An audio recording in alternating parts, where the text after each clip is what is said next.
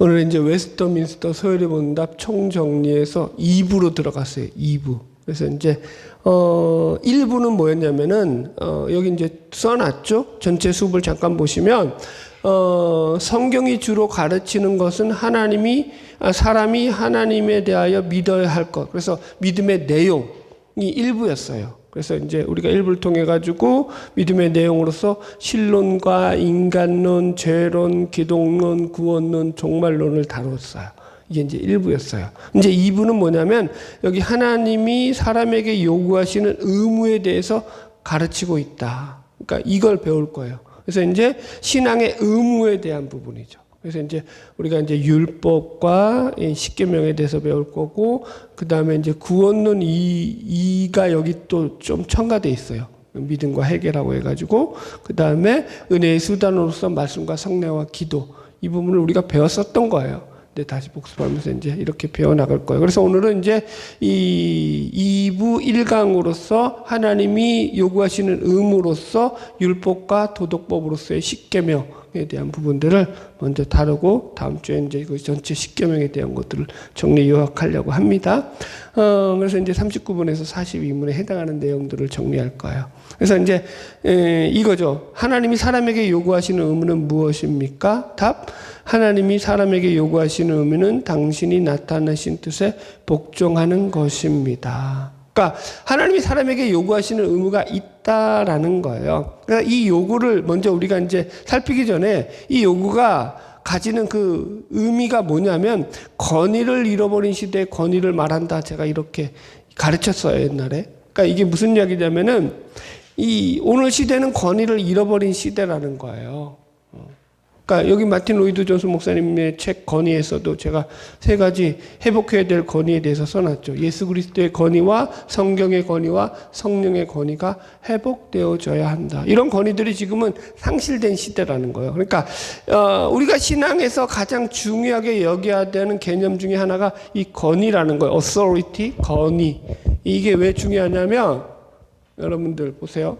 이게 남의 머리 위에 군림하는 거를 건의라고 생각하면 안 돼요. 그런 개념이 아니에요. 그러니까 성경에서 말하는 건의는 그런 개념이 아니에요. 그러니까 오늘날 시대만큼 이 건의라는 단어가 혐오적으로 쓰여지는 시대도 없죠. 사람들은 권위적인 걸 아주 싫어하죠. 싫어하다 못해가지고 혐오를 느낄 만큼. 그래서 그 사람 권위적이다 그러면 벌써부터 꼰대 하고 이제 뒤로 제껴버리죠. 근데 성경이 말하는 건 그게 아니라, 왜 권위를 얘기하냐면은 이 하나님의 말씀에 순종하는 것, 그 의무를 우리가 이행하는 것 자체가 사실은 그분의 권위를 인정함으로써만 이루어질 수 있는 일인 거예요. 하나님의 권위가 인정이 안 되잖아요, 여러분들. 자, 이렇게 설명할게요. 자식이 아버지의 말을 어려서 듣잖아요. 근데 머리가 크면은 말을 안 들을 때가 있어요. 그죠? 이제 어느 정도 애가 컸어. 이제 빠르면 중학교부터 이제 그럴 거죠. 그게 이제 사춘기죠. 그럼 이제 부모의 권위가 이제 약화되는 거죠. 왜 말을 안 듣죠? 아빠보다 엄마보다 내가 낫다는 거야. 내 멋대로 살겠다는 거지. 그런 고집이 생겨나죠, 아이들한테. 똑같은 거예요, 여러분들. 왜 하나님의 말씀을 안 듣느냐면은 이게 하나님의 권위를 인정하지 않는 거예요. 내가 이 세상에서 살아보니까 어떻게 생각하는 거예요? 내가 살아보니까, 야, 이거 말씀대로 살다가는 죽도 밥도 안 되겠다. 세상도 살기 빡세 죽겠는데, 더군다나 이 힘든 대한민국에 태어나서, 그죠? 이 무한 경쟁 사회인 대한민국에서 이렇게 말씀대로 고분고분 살다가는 내 인생 죽도 밥도 안 되겠다. 내 인생 내가 책임지지 누가 책임져 주나? 그러니까 자기 뜻대로 사는 거죠. 그래서 이제 이 말씀에 대한 권위, 하나님에 대한 권위가 인정되지 않을 때, 그럴 때 이제 그 의무가 지켜지지 않게 되는 거거든요. 그래서 이렇게 써놨어요.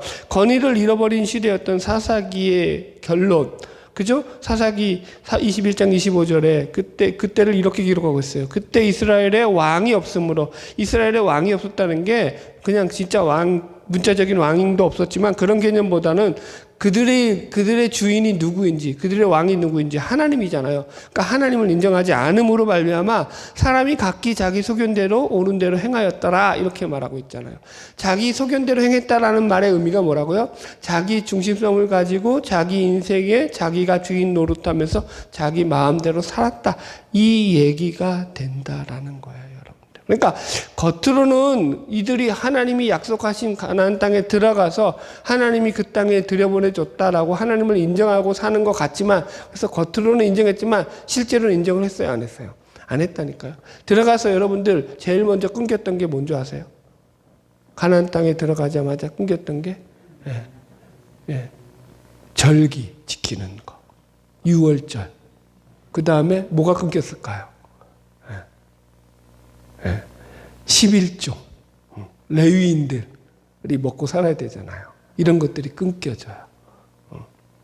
그러니까 그 요나단 있잖아요. 모세의 손자 모세의 아들이었던 게르솜의 아들이었던 요나단. 그러니까 모세의 손자였던 이 게르솜이 미가 집에 가가지고 개인 드라빔 섬기는 우상단지 만드는 우상단지를 갖다가 섬기는 제사장 노릇을 한다고요. 왜 그렇게 했다고요? 먹고 살려고. 모세의 손자였던 게르솜 요나단이 먹고 살 게 없으니까 먹고 살려고 우상을 섬기는 우상 한 개인 집안의 제사장 노릇을 했다고요. 무슨 말인지 이해하겠죠. 오늘날은 그런 일이 있어요? 없을까요? 오늘날도 여전히 마찬가지예요, 여러분들. 교회가 성장하는 일이라면 목사들이 물불을 안 가리죠. 그거 참 위험한 거죠. 하여튼 넘어갈게요. 그래서 하나님의 권위에 불순종하는 것은 오늘날 불신의 가장 큰 이유 중에 대표적인 이유다. 그래서 여러분들 이게 그러니까 우리가 늘 조심해야 되냐면은 왜 하나님의 말씀에 순종하지 않느냐라고 그 속을 깊이 들어가 보면은요 본질은 뭘까요? 그분이 마음에 안 드는 거예요. 하나님이 마음에 안 들어. 하나님이 내 뜻에 내 성에 안 차. 하나님이 하시는 일이 내가 이루고 싶은 일에 성에 안 차. 나를 좀 도와주셨으면 좋겠는데 내 인생이 안 풀려. 이해하시겠어요? 거기로부터 뭐가 온다고요? 불순종이 온다고요. 그러니까 의무를 이행하는 것 자체가 그러니까 이제 이따가도 하겠지만 율법을 이스라엘 백성들이 왜 그렇게 망하게 됐냐면 율법을 복의 수단으로 전락시켰기 때문인 거예요. 율법을 지켜서 복 받기 위해서. 그런 거죠. 우리도 열심히 그러니까 오늘날 신율법주의죠. 오늘날도 여러분들 교회에서 예를 들어서 봉사하고 충성 봉사하고 헌신하고 11조하고 이거 복 받는 걸로 큰일 나요, 여러분들. 그래서 여러분들 저는 그런 걸 잘 가르치는 책임이 있는 사람이라서 잘 배우시기를 바랍니다. 넘어갈게요. 그래서 세 번째, 하나님을 불신하는 세상의 논리가 뭐냐면은 자신의 인생을 참견하고 간섭하는 존재의 권위를 인정할 수 없다라는 거예요. 자기 인생의 최종 결정 지은 자는 자기 자신이라는 거죠. 이해하시겠죠? 그래서 이 의무를 우리가 배우기 전에 먼저 이 권위가 하나님의 권위에 대한 부분들을 이해하지 않으면 여러분들이 이게 지킬 수가 없어요. 그러니까 뭘 얘기할까요? 그 사람이 높은 지위에 있는 만큼 그 지위는요, 그 사람의 말에 많은 사람들이 복종하게 따를 수밖에 없는 권위가 주어지잖아요. 그죠? 그러니까 하나님이 만왕의 왕이시고 하나님이 만주의 주라는 그것을 갖다가 그러니까 온 우주 만물의 통치자여 섭리자라는 게 가장 기본적인 개념이라는 거예요. 그럼 거기에 나도 포함되어 있는 거야, 안 돼 있는 거야? 포함되어 있죠. 그러니까 내 삶의 내가 살아가는 이 삶의 모습이 나는 마음에 안 들지라도 이 삶조차도 하나님이 나에게 허락하신 하나님의 통치의 수단으로서 내가 그 안에 들어가 있다라는 게 인정이 돼야 되는 거예요. 이게 안 되면 어떻게 되는 거야? 하나님 마음에 안 들죠. 하나님 나한테 왜 이렇게 하세요? 이렇게 되는 거죠. 그럼 어떻게 되는 거예요? 말씀은 벌써 영원한 거죠. 말씀대로 살긴 뭘 살아. 아유, 나 살기도 바빠 죽겠는데. 넘어갈게요. 너무 막 가라. 2번. 그래서 이것은 창조주, 심판주, 구원주이시며 무한 영원 불변하시는 영이신 하나님의 요구라는 거예요. 그러니까 인간의 요구는요, 변해요. 그때마다. 그런데 하나님의 요구는요, 변함이 없어요. 이런 거예요, 여러분들. 사람들은요, 그 상황에 따라서 자기들에게 유리한 쪽으로 말도 바꾸고요. 그죠? 그 다음에 요구하는 것도 바꿀 수 있어요. 그죠? 그런데 하나님은 그게 안 변하신다라는 거예요. 윌리엄 스틀이라고 하는 목사들의 목사라고 불리는 분이거든요. 이분은 이제 한 교회에서 50년 목회하신 분인데, 그래서 그러니까 되게 신실하신 분이시죠. 그분이 이제 그 책, 목사의 길이라는 책에서 이렇게 글을 얘기해요. 강단에 설 때마다 나는 영원까지 지속될 어떤 일이 해중 가운데 시작될 것이라는 사실을 굳게 믿는다네. 예. 그러니까 그분은 하나님의 말씀을 강단에서 전할 때 이 말씀을 하나님께서 역사하셔서 그를 통해서 하나님께서 어떤 한 영혼을 그 영혼까지 준비시키고 변화시키시고 새롭게 만드실 것에 대한 믿음을 가지고 말씀을 전했다라고 하는 거예요. 그러니까 당장 그러니까 우리 성도들이 어려워. 그러면 당장 그 어려운 것에 대해서 힘을 주기 위해서 그냥 당장의 임기응변식의 설교라는 게 아니라 그 영혼이 영원까지를 내다보고 그 영혼의 그저 영원성을 놓고 말씀을 전하는 거죠. 저도 마찬가지죠, 여러분들. 제가 말씀을 전하는 데 있어서 인기가 없죠. 일단은. 왜냐하면 사람들이 그러니까 좋아하는 그 필금 메시지가 그렇게 많이 들어가 있지 않잖아요. 그럼에도 불구하고 여러분들, 제가 그런 류의 설교를 하지 않는 이유는 왜냐하면 사람들이 좋아하고 사람들이 감동을 받는 그런 설교를 한다고 한들 그 영혼이 변화되느냐라고 했을 때 저는 그런 설교를 늘 듣고 살았지만 제 영혼이 그 안에서 변화되는 것을 경험하지 못했기 때문이라는 거예요. 영혼은 그렇게 변화되지 않아요. 하나님의 말씀이 직접적으로 내 안에서 그 영원성과 생명성을 가진 게 내 심장과 폐부를 찔러 들어와야 되는 거예요. 그래서 저는 저도 똑같이 그런 개혁을 가지고 여러분들에게 말씀을 전하는 거죠. 여러분들. 그러니까 영원히 하나님께서 그 말씀으로 그 영혼을 변화시킬 것을 확신하고 믿음 가운데서 말씀이 선포되어지는 거예요. 그래서 여러분, 하나님이 우리에게 요구하시는 게 변함이 없다라고 얘기하는 거죠. 아멘? 자, 그래서 하나님의 그 요구가 뭐냐? 두 번째가 이제 당신의 뜻에 복종하라는 거예요. 39-2. 그래서 질문을 드려볼게요. 그럼 우리가 하나님의 뜻인지 아닌지를 어떻게 알 수 있느냐? 첫 번째, 하나님께서는 성경 안에 불변하신 하나님의 뜻을 사람에게 나타내셨다라는 거예요. 하나님의 뜻이 변하지 않는다고 얘기했잖아요. 그게 불변하는데 성경 시대의 하나님의 뜻이 다르고 오늘날 시대의 하나님의 뜻이 다르다.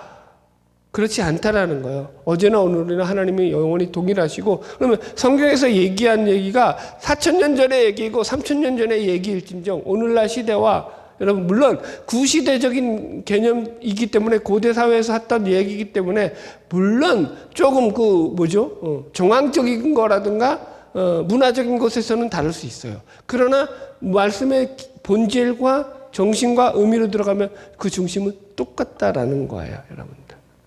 소열의 문답, 이 문답이 뭐예요? 그래서 하나님의 뜻은 구약과 신약 전체 가운데서 성경에 있는 하나님의 말씀이 우리로 하나님을 영화롭게 하고 즐거워하도록 지도하시기 위한 유일한 규칙이다. 그래서 이 성경을 통해 가지고 하나님의 뜻을 우리가 깨달아 알게 하셨다라는 거예요. 그래서 성경, 오직 성경과 전체 성경. 세 번째, 선악을 분별하고 건전하게 추론하는 능력은 성경 전체가 말하는 내용을 깊이 알수록 더욱 자라나게 된다. 성경을 통해서 우리가 그러니까 말씀을 배우고 공부해서 어떻게 하라는 거예요? 건전하게 추론을 가지고 하나님 우리에게 이성을 주셨어요. 자유의지를 주셨다고요. 말씀을 읽고 분별할 수 있는 지혜를 주셨다고요.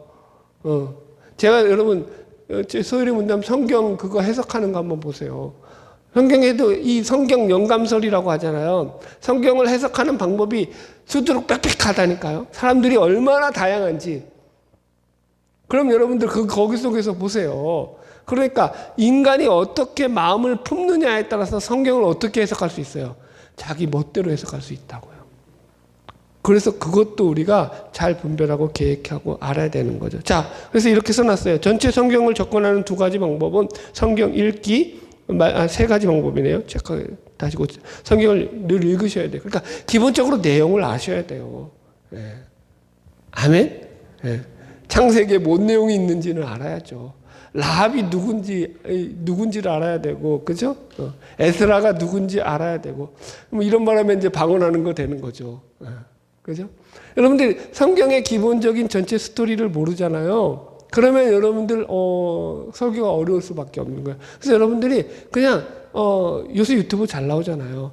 애들 동화책 성경 이야기도 얼마나 많아요. 그냥 심심하면 그런 거 틀어놓으세요. 철로역정 듣듯이 들어보세요. 그러면 성경의 전체적인 창세기부터 요한계시록의 스토리를 축약해서 그래도 나름 재밌게 잘 꾸며놨어요. 그래서 성경의 이야기를 기본적으로 알아야지 거기 속에서 하나님의 메시지가 뭐가 있는지를 우리가 발견하게 되는 거죠. 그죠? 제가 이제 그 성경을 가지고 더 깊이 그 내용의 본질들을 찾아내고 뽑아내는 건 그건 목사가 할 일이고 여러분들이 그것까지는 안 해도 되죠. 그러나 어떤 일은 해야 돼요. 성경의 스토리는 알아야죠. 요나 이야기가 뭔지는 알아야 될 거 아니에요. 그죠? 그러니까 기본적인 것은 배워야 된다. 그래서 성경 읽는 게 중요하고요. 요새는 이제 오디오 잘 나왔으니까 열심히 들으셔도 되고요. 하여튼 스토리를 아는데 중요하고, 그 다음에 두 번째가 말씀을 잘 듣는 거죠. 경청하는 거야. 여러분들이 그래서 복 받은 자들이에요. 여러분 말씀이 들리니까 나오지. 제가 여러분들에게 나와주세요 하고 막 안 나오면 내가 벌금 얼마 막 때리고 그런다고 나오겠어요? 별점 때리고? 아니라니까. 이게 말씀이 들리는 게 복인 거죠. 그죠? 그냥 받은 자는 더 받는 거예요. 그게 은혜의 원리고. 자, 그 다음에 세 번째가 뭐였냐면은 교리 공부예요. 지금 하는 거죠. 이렇게. 소율이 문다. 교리라는 건 쉽게 말하면 성경의 이 스토리를 주제별로 모아놓은 거예요. 주제별로. 지금 하는 게 그 주제별 공부하는 거예요. 성경을 주제별로 모아놓은 게 뭐라고요? 교리다. 교리. 그래서 뭐 교단마다 교리가 조금씩 차이가 있지만, 그죠? 그래서 이제 신론, 인간론, 죄론, 기독론, 구원론, 종말론, 우리가 기본적으로 이 교리를 배운 거 아니에요. 그죠? 지금 우리가 또 이제 2부에서는 이제 신앙의 의무로서 십계명에 대해서, 주기도문에 대해서, 또, 그죠? 성례에 대해서, 성경에 대해서, 기본적으로 은혜의 수단들에 대해서 배울 거고요. 그러니까 이게 중요한 것들이다. 교리를 모르면 된다, 안 된다? 안 된다. 예. 자기가 신천지에 빠져 있는지 몰라요. 그러면은 여러분 근본주의가 뭔지 아세요? 봐봐요. 근본주의가 뭔지 모르면 자기가 근본주의가 뭔지 모르면 자기는 근본주의자의 신앙을 가지고 되게 잘 믿는다고 착각하고 있다니까요. 엄청 위험한 거예요, 그거. 성경을 문자적으로만 해석해서 오류에 빠지기 가장 좋은 게 근본주의자들이에요. 그런데 근본주의자들의 특징은 뭐냐면 엄청난 열심이 있어요. 유대인들의 특심하고 비슷해요. 유대인들이 종교심이 얼마나 대단해요. 그죠? 열심에서는 대단한데 그게 성경은 뭐라고 했어요? 자기 의를 세운다고 하잖아요. 근본주의자들도 그래요. 그래서 잘 아시고 배우셔야 돼요. 여튼 그래서 두 번째 예로서 제일 나쁜 성경 공부는 이단들이 사용하는 방법이에요. 성경 한 구절을 갖다가 딱딱 뽑아가지고 이상한 비유풀이로. 그죠?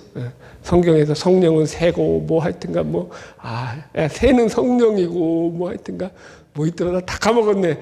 옛날에 제가 이제 이단 공부하면서 이 신천지 했는데, 신박하게 잘 해놨더라고요. 비유풀이, 신천지 비유풀이, 그거 공부를 쫙 했는데, 얘들이, 기가 막히게 뽑아놨어요. 비유적인 것들을. 그거 씨 뿌리는 비유도 그렇고 쫙 뽑아놨는데, 근데 그게 걔네들 머리에서, 이만희 머리에서 나온 거겠어요? 알고 보니 아니더라고.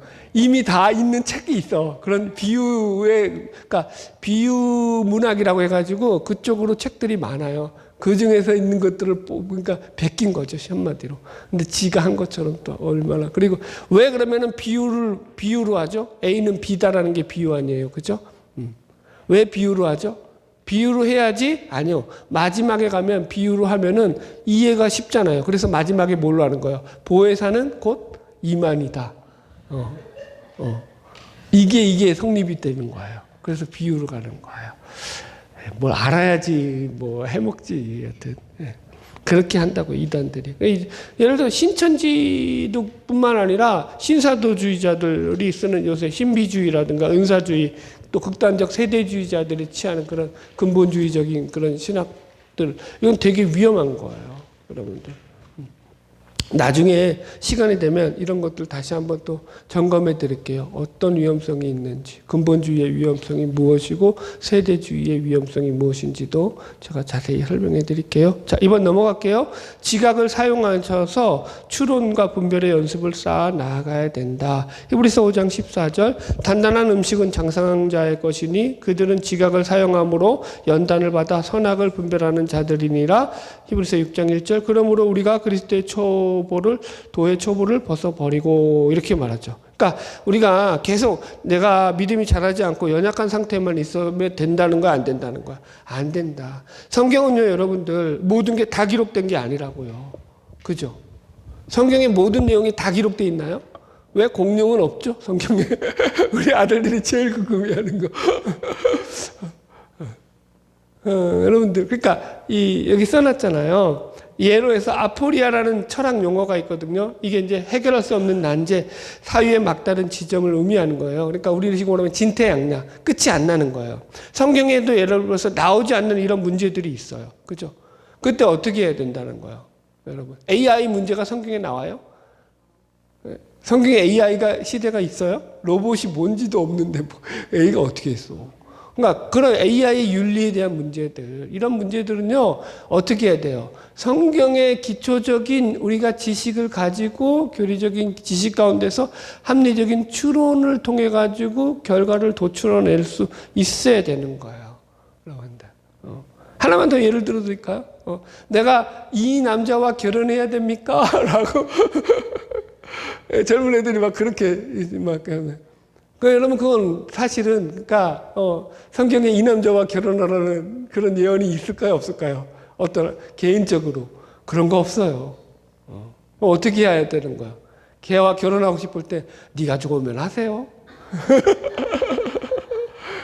그런데 보세요. 성경에서의 가장 기본적인 개념들이 써 있잖아요. 결혼이라든가 남녀의 관계성에서 있어서. 그러니까 보세요. 가정을 이룰 때, 그죠? 믿지 않는 그 사람이랑 결혼했을 때 자기가 그것을 내가 믿지 않는 사람이랑 내가 믿음이 있는 사람이라고 가정할 때, 그죠? 그러니까 이제 이런 것들에 대해서 고민하겠죠. 그러면 어떻게 해야 되는 거예요? 내가 이 마지막에 그 사람이 내가 사랑하는 사람인데 믿지를 않아. 그러면 그 사람하고 결혼했을 때 그 사람의 성경에 뭐라고 해서 그 사람으로부터 내가 받을 그런 여러 가지 환난과 어려움들을 감당할 자신이 있으면 하라고요. 성경적으로. 여러분. 그런데 저는 그런 거 별로 못 봤어요, 사실. 그러니까 그런 개념들이라는 거죠. 성경에서 뭐든지 다 기록되어 있지 않기 때문에 우리가 늘 충분히 성경을 기준으로 해서 고민해보고 판단하고 추론해서 합리적인 결과들을 가지고 우리가 말씀을 이해하는 것이지. 그렇게 해서 우리가 이제 하나님의 뜻도 마찬가지예요. 기본적으로 그런데 성경의 하나님의 뜻은 거의 성경에 다 어느 정도로 오픈되어 있어요. 다 기록되어 있어요. 대표적인 게 십계명 같은 거죠. 그런 것들을 통해서 우리는 분별하고 깨달을 수가 있어요. 이제 오늘 배우겠지만. 자, 넘어갈게요. 사신문. 하나님은 사람에게 복종의 규칙으로 처음에 무엇을 나타내셨습니까? 답. 하나님이 사람에게 복종하도록 처음 나타내셨던 규칙은 도덕법이었다는 거예요. 그러니까 이 도덕법이 곧 이제 율법의 한 파트죠, 파트. 그래서 이제 복종의 규칙, 은혜의 시대에 과연 율법을 지켜야 하느냐, 이 문제가 생겨나요. 네. 자, 그래서 이제 율법과 도덕법에 대한 문제가 생겨요. 이건 이제 뒤에다 율법에는요 도덕법도 있고요, 그 다음에 의식법도 있고요, 그 다음에 민법이라고 하죠. 이게 이제 정확하게 하면 시민법이에요. 시민을 우리식으로 하면 그러니까 뭐요? 형사하고 그렇게 말하면 안 되겠다. 그러니까 질서를 위한 법이죠. 그래서 도덕법이 대표적인 게 십계명, 있고요. 그 다음에 의식법이 대표적인 게 뭐가 있을까요? 예를 들어서 안식일도 의식법에 가깝죠. 그 다음에 안식일 규례, 그 다음에 뭐예요? 정결 규례, 그죠? 그 다음에 제사들, 모든 제사 규례, 전부 다 이건 뭐예요? 의식법에 해당 거죠. 민법은 예를 들어서 종에 관한 것들이라든가, 그죠?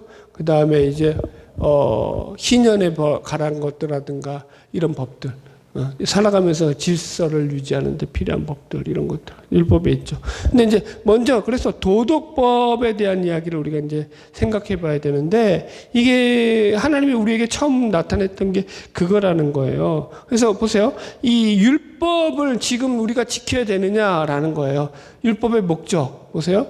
율법은 지켜서 구원받는 용도가 아니라 구원받은 신자가 하나님의 기뻐하시는 뜻을 따라 살기 위해 필요한 것이 율법이라는 거예요. 하나님은요, 이스라엘 백성들에게 구원의 조건으로 율법을 주신 게 아니라는 거예요. 너희들이 율법을 지켜야지 너희들 구원받을 수 있어 라고 해서 그들에게 율법을 주신 게 아니라 오히려 그들을 애굽 땅에서 구원해 내신 다음에, 그죠? 시내산에서 하나님이 구원의 은혜를 베푸시고 난 다음에 구원받은 백성들에게 축복으로 주시는 게 율법이라고요. 그죠? 그러니까 율법도 큰 범주에서는 하나님의 은혜에 속한 거예요. 하나님이 은혜로 주신 거예요. 구원받은 자들에게 너희들 이것을 행함으로 구원받아라 이렇게 주신 것이 아니라 오히려 구원받은 백성들에게 너희들이 이것을 행함으로 너희들이 더 큰 복을 누리면서 내 은혜 안에 그 은혜를 누리며 살아갈 수 있어 라는 목적으로 준 게 율법이라고요. 우리가 이제 여기 써놨나요?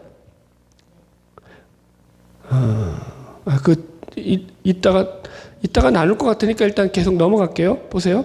율법은 하나님이 기뻐하신 뜻을 계시하고 거룩하고 의롭고 선하다. 그래서 성경에서 율법이 악하다고 하는 구절은 없어요. 율법 자체는 악하지 않아요. 그죠? 로마서 7장 12절 이르보건대 율법은 거룩하고 계명도 거룩하고 의로우며 선하도다. 성경은 율법이 문제가 아니라 율법을 행함으로 자기를 의롭다고 여기는 이런 율법주의를 비판하는 거예요. 율법과 율법주의는요, 구분할 줄 알아야 되는 거예요. 율법 자체가 문제가 아니라 율법을 지켜서 자기가 의롭다라고 자기를 드러내는 인간의 죄성, 율법주의, 이게 문제라는 거죠. 그래서 로마서 3장 28절 사람이 의롭다 하심을 얻은 것은 율법의 행위에 있지 않고 믿음으로 되는 줄 우리가 인정하노라. 그러니까 율법의 행위로 의롭게 되지 못하는 것은 율법에 문제가 있어서가 아니라 그 율법을 완전히 지켜서 의롭게 될 능력이 우리에게 없기 때문인 거예요. 여러분들 한번 보세요. 내가 뭘 지켰어요. 그럼 여러분들 보세요. 우리도 그러죠. 제가 집사람한테 큰 소리 언제 칠까요? 네. 남편으로서, 아빠로서 가정에 무슨 혁혁한 공을 세웠을 때, 그러면 이제 큰 소리 치는 거지. 내가 이래도 무슨 말인지 이해가시죠? 인간은 그 수준이라니까. 이게 안 벗어나요. 율법을 우리가 지켰잖아요. 그럼 그거 가지고 그냥 그게 당연한 거야. 내가 복을 누리는 은혜의 수단으로 해야 되는데 인간은 그렇게 얘기 않고 그걸 내가 하나님이 그러니 나한테 복 주세요라고 간다고요. 거기서 이제 문제가 발생하는 거예요. 이제 성경의 말씀을 오해함으로 생겨난 거죠. 여러분들. 예를 들어 볼게요. 대표적인 게 이거예요. 보세요. 신명기 28장에 보면은 너희들이 내 말에 순종하고, 그죠? 내 말을 지켜가면 들어와도 복을 받고, 나가도 복을 받고, 네 떡방죽 그릇이 복을 받고, 어쩌고 저쩌고 복을 받고, 찬또 복 받는 얘기가 나와요. 그러니까 이걸 어떻게 이해했다고요? 이스라엘 백성들이. 율법을 지켜서 말씀을 순종하면 내가 복 받는구나. 성경에 써 있으니까. 이걸 문자적으로 이해했다고요. 머리가 나쁘면 그래요. 문자적으로만 이해했다가 잘못됐다는 게 아니라 거기 속에서는 그 율법을 주어진 너무 막 갔나? 근데 유대인들이 머리가 나빠요. 내가 볼 때는. 그러니까 아직까지도 거기 예수를 안 믿지. 얼마나 머리가 나쁘면 성경을 이해를 그 정도밖에 못해요.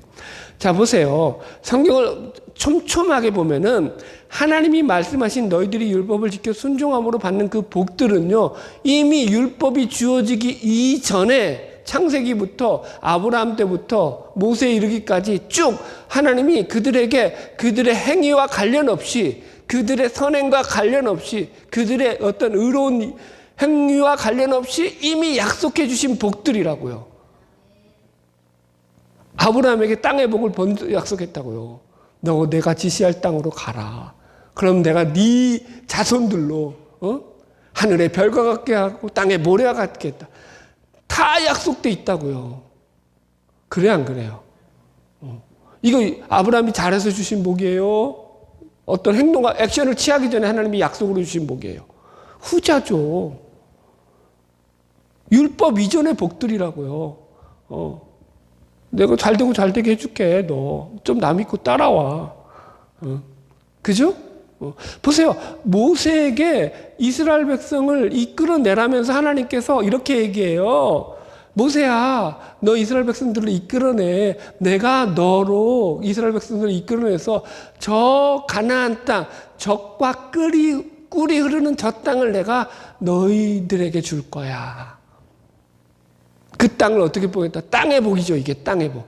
젖과 꿀이 흐르는 땅을 주는데 하나님이 니들 율법을 지켰으니까 내가 그 땅 너희들에게 줄 거야 라고 얘기했어요? 아니라고요. 먼저 다 주셨다고요. 큰 것들은 다 줬다고요. 벌써 다 채워놨어요. 그죠? 근데 우리는 그건 안 보여. 그건 안 보이고 신명기 28장에 가니까 내 떡반죽 그릇이 복을 받는데 아유 이거 잘 돼야 돼. 이거 들어와도 복을 받고 나가도 복을 받는데 야 앉아도 일어나서 복을 받고 앉아도 복을 받고 일어나도 복을 받는데 네 자식이 천대에 잘 된대. 야 따봉이다. 야 복 받기 위해서 말씀 지켜야겠다. 이렇게 갔다고요. 이건 여러분 그러니까 뭘 착각했냐면은 하나님이 율법을 주신 목적이 이게 복받은 자들에게 이미 받은 복을 누리는 은혜의 수단으로서 주신 복인데, 이게 복이죠. 그죠? 복인데, 이 율법이 이걸 거꾸로 한 단계 낮췄다고요. 한 단계가 아니라 한 100단계 낮춘 거지. 이거 지켜야지만 복을 받는 거야. 내가 잘 되기 위한 수단으로 율법을 전락시켜버렸죠. 그러니까 여러분 신앙이 어떻게 되겠어요? 엉망으로 가는 거죠. 그걸 뭐라고 한다고요? 죄라고 한다고요. 자기중심성이라고 한다고요.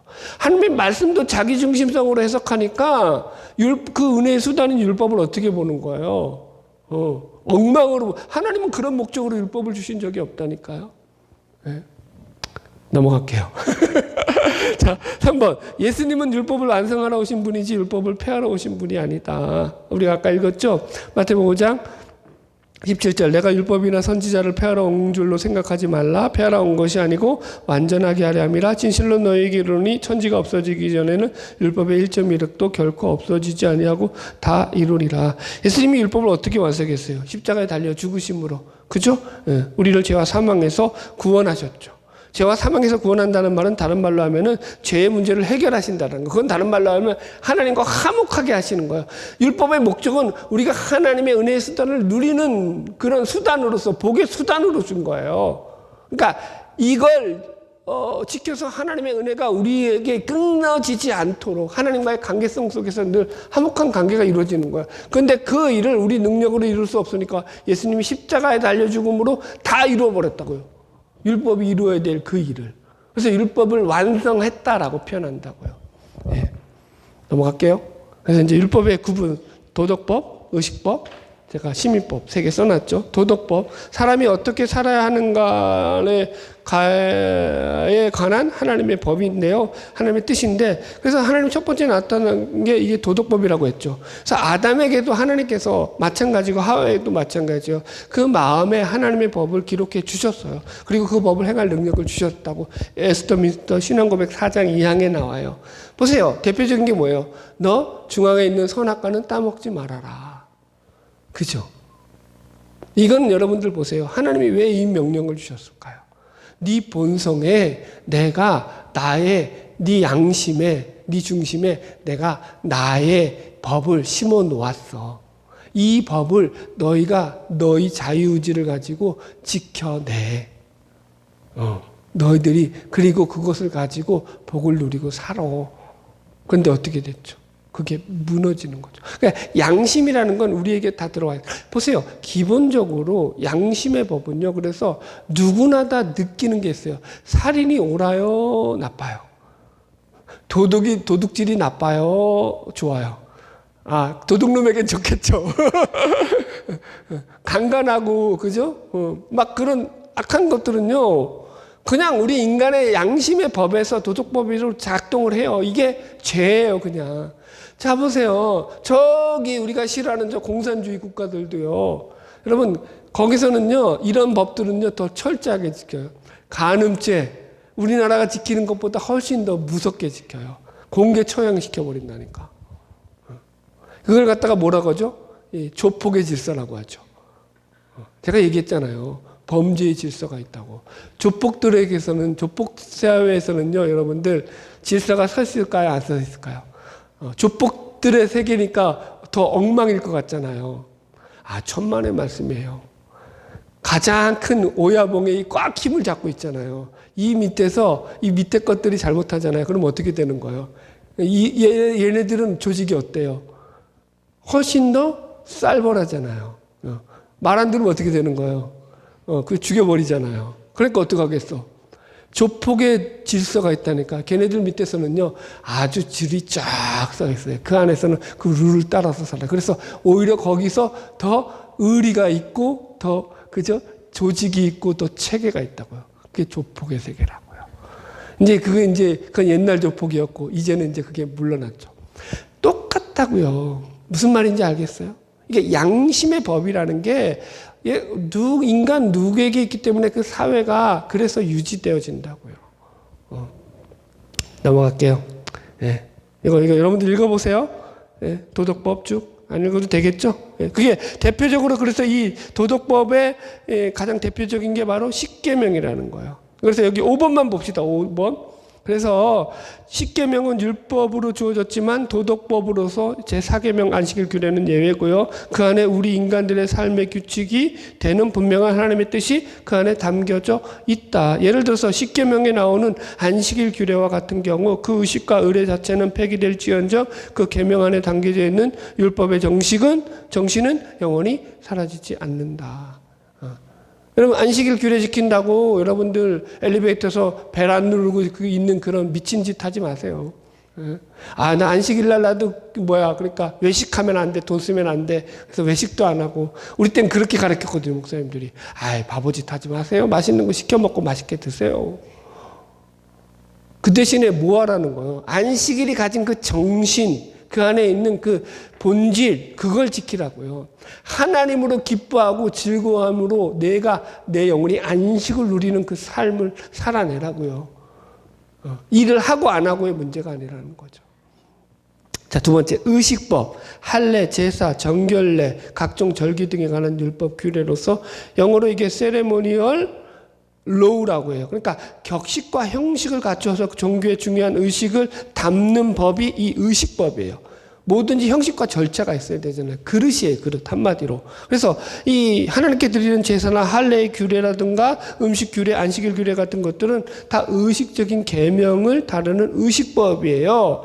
이스라엘은 이 의식법을 지킴으로 자기들이 구원을 받았다라고 생각했다고요. 그러나 그것은 우리에게 구원을 줘요, 안 줘요? 안 줘요. 그러니까 유대인들이 율법주의에 빠지게 된 가장 큰 이유 중에 하나가 그들이 자꾸 자신들이 율법을 지켜내므로 의롭게 되고 구원받았다라고 생각했기 때문이었다라는 거예요. 그런 거 아니라고요. 여러분, 구원 하나님이 다 그들에게 허락해 놓으신 거예요. 그런데 그걸 자기들이 발로 차버렸다고요. 자, 보세요. 세 번째. 그래서 모든 의식법은 예수 그리스도의 예표임으로 실제가 오신 후에 폐지되었다. 그래서 율법이 폐지되었다라는 말이 나오잖아요, 성경에. 거기서 이 율법은 다 뭐예요? 의식법을 가리키는 거예요. 그죠? 그림자는 본질이 왔으니까 이제는, 그죠? 그 본질에 의해서 그림자는 가려져 버리는 거죠.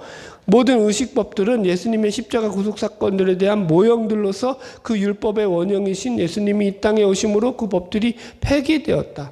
예수님이 오심으로 도덕법을 온전하게 하시고, 우리가 마태복음 5장에서 읽었죠? 완전하게 되었고 의식법들은 폐기되는 거죠. 에베소 2장 14절 이하가 대표적인 거죠.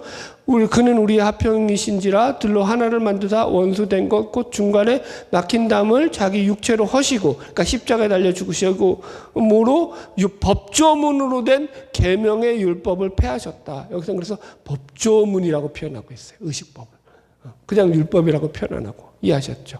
그 법조문으로 된 그 율법이 폐해졌다. 이들로서 자기가 한 사람을 지어 합평하게 되었다.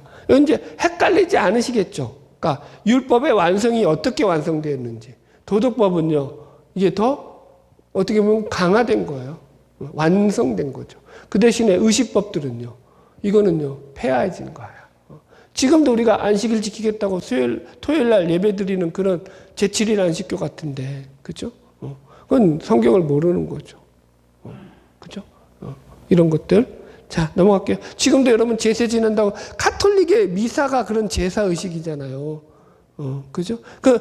그래서 사제라는 말을 쓴단 말이에요. 이게 미사 의식 자체가 제사 의식적으로 드려요, 카톨릭에서는. 아직도 그게 남아있는 거예요. 그런 것들이.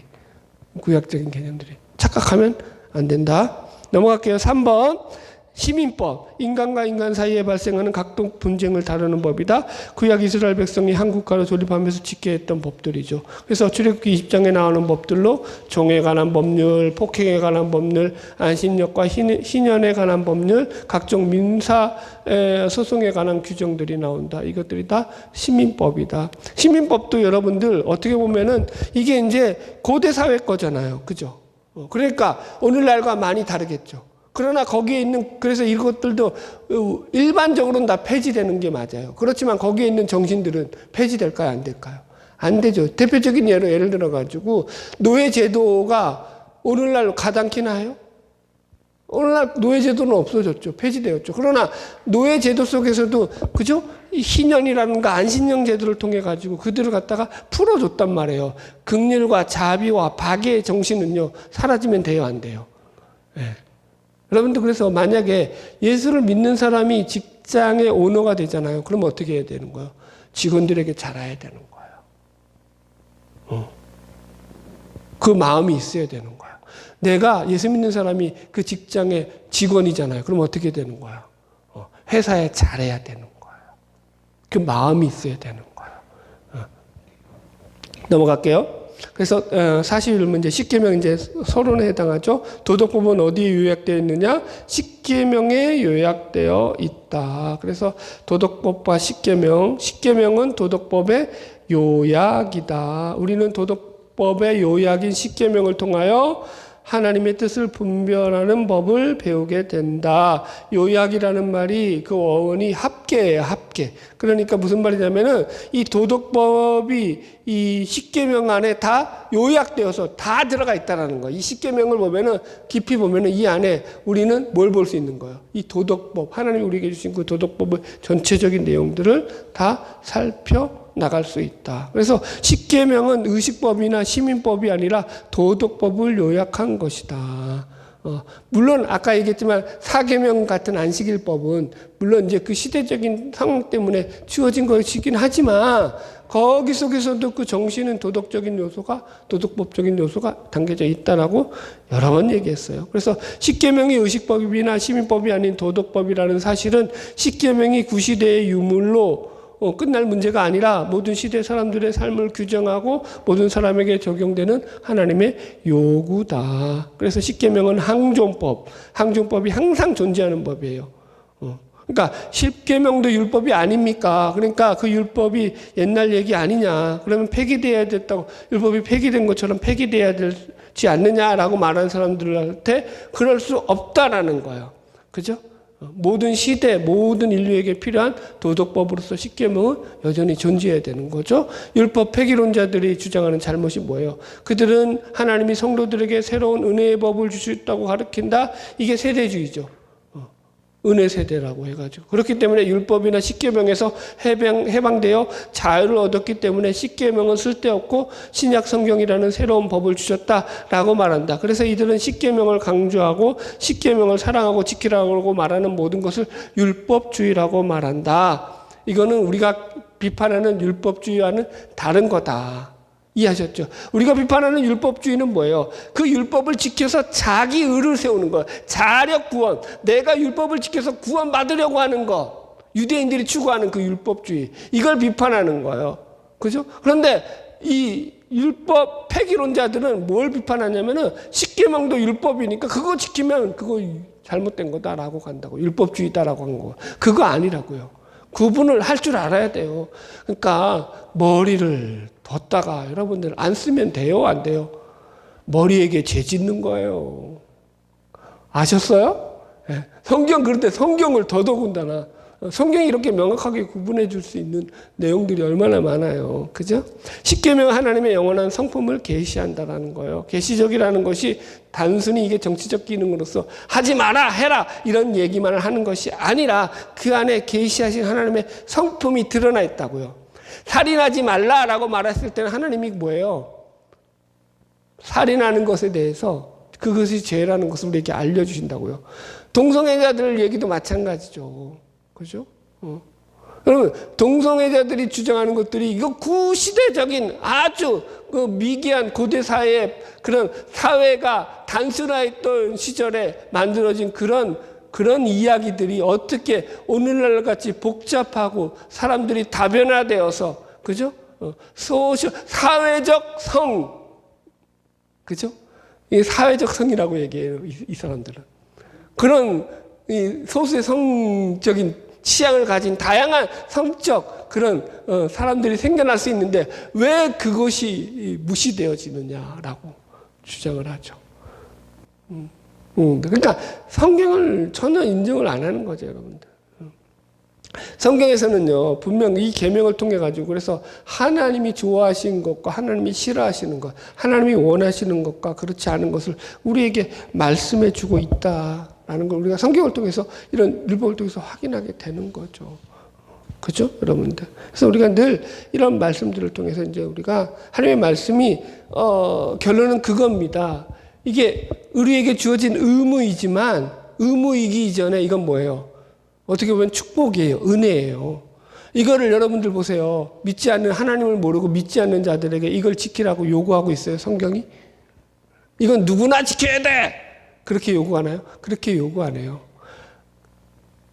율법의 시작이 뭐죠? 애굽 땅 종되었던 집에서 너희를 인도하여낸 나 여호와가 너희들에게 명하노니 이렇게 나온다고요. 그죠? 하나님이 그들에게 큰 은혜를 베푸시고 난 뒤에 은혜 받은 자 백성들을 향해서 주시는 또 다른 은혜로서 주시는 게 율법이라는 거죠. 그걸 기억하면은요, 여러분들, 그게 지킬만 한 게 되는 거죠. 똑같아요, 이거랑. 부모가 자식에게 공부 좀 해라. 공부해서 남 주냐. 그죠? 그때는 어떻게 해요? 지질이도 말을 안 듣죠. 공부 안 하죠. 나중에 커보면, 그때 공부 좀 할걸. 이 생각하는 거죠. 그러니까 그걸 아는 거예요. 아는 것과 모르는 것의 차이죠. 그래서 오늘 이제 우리가 다뤘던 이 총정리로서, 하나님이 우리에게 요구하시는 의무로서 율법과 도덕법, 십계명, 그 서론까지 다뤘는데요.